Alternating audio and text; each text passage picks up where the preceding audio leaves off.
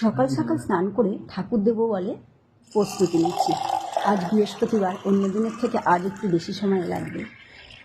আজ বৃহস্পতিবারে আমি কীভাবে পুজো করি কিংবা রোজও বা কীভাবে পুজো করি তার একটা ছোট্ট মিনি ব্লগ তোমাদের সাথে শেয়ার করতে খুব ইচ্ছে হলো। তাই সবার প্রথমে ঘটের জল ঢেলে ঘরটাকে সিঁদুর দিয়ে সুন্দর করে তারকে এঁকে আমের পল্লব দিয়ে ঘরটাকে আমি রেডি করে নিচ্ছি। এবার একে একে ঘটের উপরে পান, দুব্বা, বেলপাতা, হর্তকি সমস্ত কিছু দিয়ে ঘরটাকে আমি সাজিয়ে নিচ্ছি।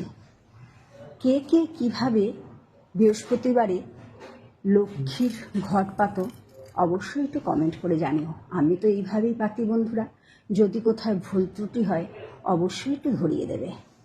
যাই হোক, তোমাদের সাথে কথা বলতে বলতে আমার ঘরটা সাজানো হয়ে গেল। দেখো কত সুন্দর লাগছে ঘরটা দিতে। এবার আমি ঘরটাকে স্থাপন করে দিলাম মা লক্ষ্মীর কাছে। দেখো ঘরটা কত সুন্দর লাগছে দেখতে, তাই না বন্ধুরা? অন্য দিনের ন্যায় আর একটু পুজো করতে কিন্তু অনেকটাই সময় লেগে যায়। তাই সমস্ত কাজ ছেড়ে, মোটামুটি কাজ ছেড়ে চলে আসি আমি। দেখো এটা হচ্ছে আমার গুরুদেবের